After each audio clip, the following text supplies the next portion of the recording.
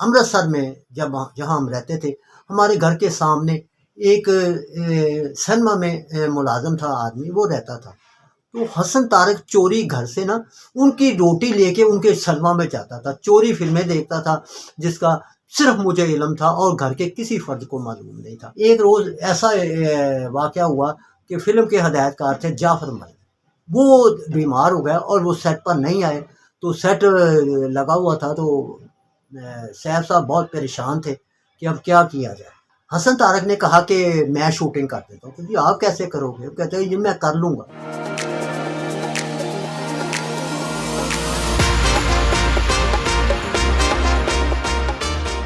नाजरीन, इंसान की ज़िंदगी में बहुत से नशेबो फराज आते हैं जिनमें हम ऐसे खो जाते हैं कि वक़्त का कुछ अंदाज़ा ही नहीं होता।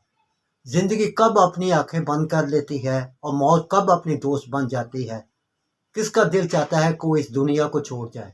आखिर ऐसा क्यों है? हमारी ज़िंदगी में कुछ ऐसे रिश्ते होते हैं जो सिर्फ इंसान की चलती सांसों तक ही कायम रहते हैं। इन रिश्तों की कदर व कीमत का अंदाज़ा हमें इन्हें खो जाने के बाद होता है। जी नाज़रीन, शोबिज़ की इंडस्ट्री में हमने कई अजीम तख्लीक़कार, फ़नकार, मौसीक़ार, गुलूकार और हिदायतकार खोए।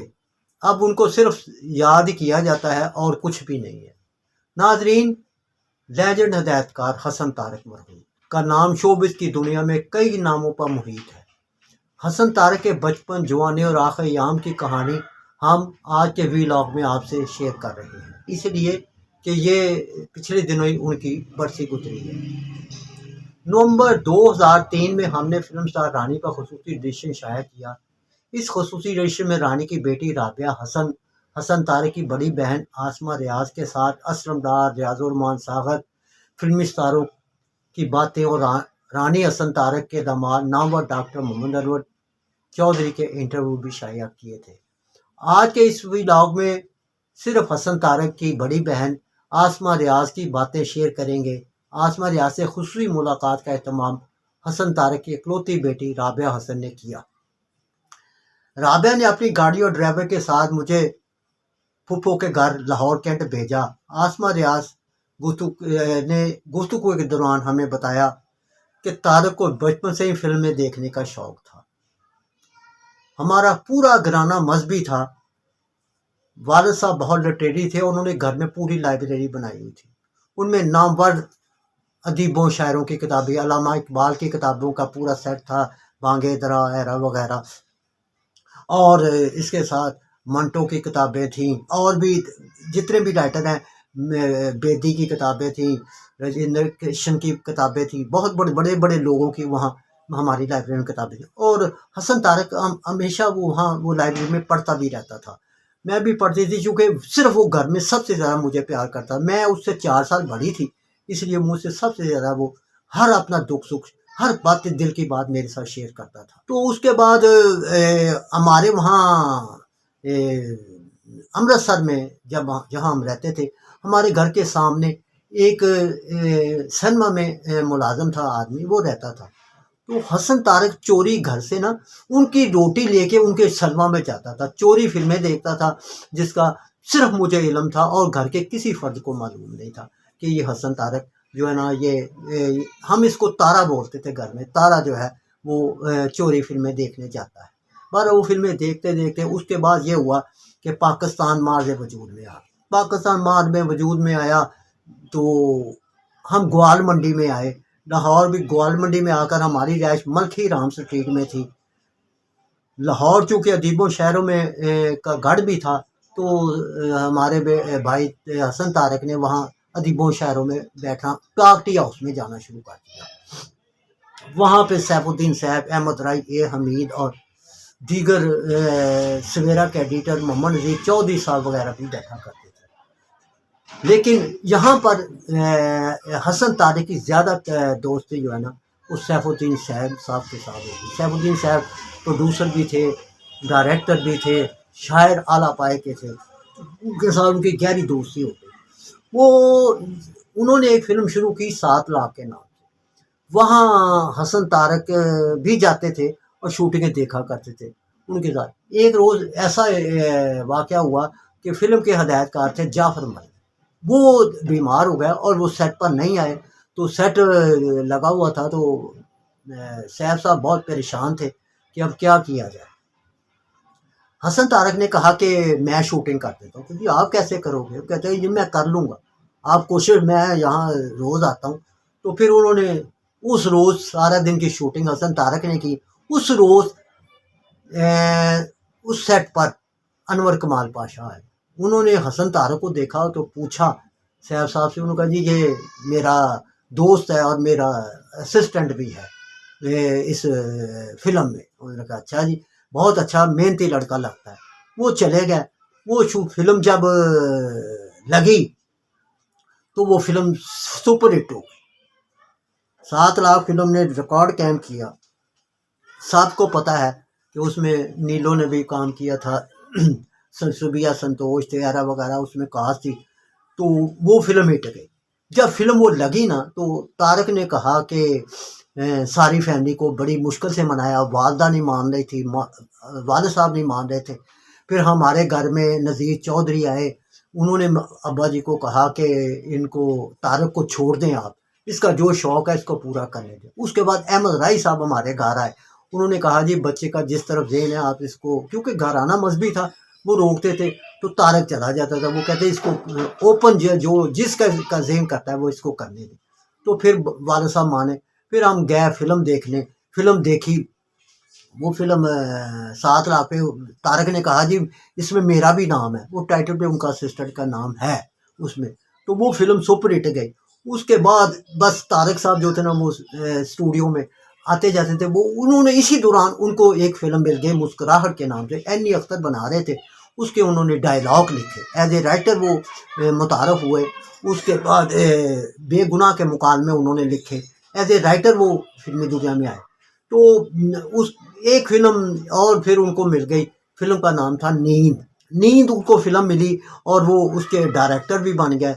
उसमें पता है कि पहले उस फिल्म में यास्मीन हीरोइन थी असलम परवेज के साथ। हमरा निगर सुल्ताना, नीलो, दलजीत मिर्जा, अलाउद्दीन भी थे। तो उस फिल्म का एक गाना था, वो ज़ुबैदा खानम की धुन बन रही थी और रशीद अतरे धुन बना रहे थे। तो नूरजहां को कहीं रशीद अतरे साहब ने बता दिया कि बहुत अच्छा वो गाना बना है नींद फिल्म का। तो उन्होंने कहा अच्छा कौन है डायरेक्टर? ये लड़का एक नया है, सैफ साहब के साथ है, वो उसको डायरेक्ट कर रहा है। वो हसन तारक साहब के पास आई मैडम नूरजहां ने कहा जी ये गाना, जब उन्होंने उसके तारीफ सुनी तो उन्होंने कहा ये गाना जो है ना वो मैं गाऊंगी। उन्होंने कहा जी वो तो ज़ुबैदा खानम गा रही हैं। तो कहती नहीं नहीं गाना मैं गाऊंगी और मैं फिल्म में भी काम करूंगी। तारक साहब ने कहा ये फिल्म में आपका करैक्टर नहीं जचता, इसमें एक कोले जो उठाती हैं चगड़ी सी लड़की का करैक्टर है, आप कैसे करें? नूरजहां ने कहा जी मैडम नूरजहां ने कहा मैं यही करूँगी, मैं करूँगी। उन्होंने कहा रक्शी पे गाना होना है तो फिर आप तो वो रक्शी पे, वो कहती अच्छा गाना मैं रक्शी पे गाना कर लें लेकिन फिल्म की हीरोइन मैं बनूँ। फिर वो मैडम नूरजहां नींद की हीरोइन बनी, नींद बनी और ये फिल्म सुपर हिट गई। और ये ऐसे ऐसे तारक के वाकयात हैं। वो उनकी बहन बताती हैं कि जब हम थे ना लाहौर में, तो एक तारक आ गया, कहते 3 टिकटें लेके आया हूँ। मैंने कहा जी क्या? कहते मेरे साथ चले गए। फिल्म थी जोगन, रीगल सिनेमा में लगी हुई थी। उसमें दिलीप और नरगस ने काम किया था। वो हमें ज़बरदस्ती 3 टिकटें ले आया। मेरी एक बहन और भी थी। हमने जाके वो फिल्म देखी जोगन। ऐसी ऐसी वो हरकतें करता था। नींद में पहले जैसे कहा यास्मीन थी, उसके बाद नूरजहां आई। वो ज़िद की वजह से वो फिल्म में काम किया। और जो गाना रक्शी पे पिक्चराइज हो रहा था उसके बोल थे, क्यों उदास हो रहे हो शाम की तरह, चूम लो लबों से मुझे जाम की तरह। तो ये फिल्म जो है ये अपने दौर की सुपर हिट फिल्म थी नींद के बाद फिर हसन तारक के पास एक फिल्मों की लाइन लग गई और वो सुपर हिट फिल्में उन्होंने फिल्म इंडस्ट्री को दी, जैसे शमा परवाना, अमराओ जान अदा, सुरैया भोपाली, बेगम जान। उन्होंने उनकी एक लंबी कतार है सुपर हिट फिल्मों की। एक शख्स तारक साहब के पास आया, उसने कहा जी ये आपकी फिल्में माशाल्लाह बड़ी हिट जाती हैं वगैरह। तो आपका पीर कौन है, मुर्शिद कौन है? वो कहने लगे जी मेरी माँ, वही मेरी माँ है, मेरा सब कुछ है वो। और जब हमारी वालदा फौत हो गई तो तारिक साहब ने यही कहा कि मैं अपनी माँ के मज़ार पे जाता हूँ और किसी के मज़ार पे मैं नहीं जाता। तारिक साहब वालदा की कब्र पे बाकायदगी से जाया करते थे। तो उसने शोर मकबूली की उस उनकी बहन बताती हैं आसमा रियाज, वो कहती है वो शोर मकबूलियत के बावजूद उसमें इनकिसारी, दर्द दिल और ईमानदारी कूट कूट कर भरी हुई थी। वो अपनी वालदा से वालहाना मोहब्बत करते थे। और उनकी वो कहते थे मेरी माँ चूंकि मेरे लिए दुआ करती थी, मैं माँ के लिए क्यों नहीं। माँ मेरी कहा करती थी, अल्लाह मेरा बेटा गुनाह कर रहा है या सवाब, इसका तो मुझे इल्म नहीं, मगर इसको कामयाबी अता कर। तारक अक्सर गरीबों मस्किनों में खामोशी से कुछ अल्लाह के नाम पे दिया करते थे। एक वाक़या में वो कहती है, मैं आपको बताती चलूँ कि एक औरत आ गई बड़ी रो रही, वो उसने अपनी बेटी की शादी के लिए किसी से सूद पे कर्ज लिया होता। वो लोग उसको बहुत तंग कर रहे थे। वो मुझे आकर उसने बताया, तारक भी मेरे पास था, तो उसने कहा जी ठीक है, इसका जितना भी कर्जा है वो मैं उतारूंगा। फिर वो तमाम उसका जितना भी लोन था वो तारक ने उतारा। और वो किसी को बताते नहीं थे, चूंकि मैं बड़ी बहन थी इसलिए मेरा मुझे, क्योंकि उसको अगर वो उसको मैं अपना दुख सुख उसको अपने साथ ना शेयर करती तो शायद वो डायरेक्टर ना बनते, उनकी लाइफ कुछ और ही बन जाती। लेकिन ये क्योंकि हर चीज़ का एक लिखा हुआ है ऊपर और वो उसका टाइम मुकर्रर है, इसलिए हसन तारक की कामयाबी में उसकी वालदा और उसकी बहन का, आसमा रियाज का बहुत अमल दखल है। अल्लाह हसन तारक को करवट जन्नत नसीब करे। और वो उनके जो अब पीछे राबिया है माशाल्लाह, वो भी बड़ी ज़हीन है और उन्होंने अपनी ज़िंदगी में 3 शादियां की। पहली शादी उन्होंने निगर सुल्ताना से की, जिसके उसके एक बेटी और एक बेटा पैदा हुए। उसको तलाक देने के बाद उन्होंने इम्मी मई वाला एक रकासा होती थी, पारसी थी गालबन, वो अब भी हैं मेरा ख्याल, शायद पता नहीं, मैंने उनसे वो गोटे इंस्टीट्यूट में एक मरतबा मिला था, वहाँ वो ट्रेनिंग दिया करती थी अपना लड़कियों को। उसके बाद मुझे उसका इल्म नहीं इमी मी वाला का, लेकिन इमी को तलाक देने के बाद फिर उन्होंने रानी के साथ शादी की। रानी के साथ फिर एक बेटी पैदा हुई राबिया। अब वो भी माशाल्लाह ठीक है, उनके 3 बेटे हैं और वो खुशहाल ज़िंदगी बसर कर रही हैं। अल्लाह आपका हामी और नासर हो। अस्सलामु अलैकुम वरहमतुल्लाहि वबरकातुहू।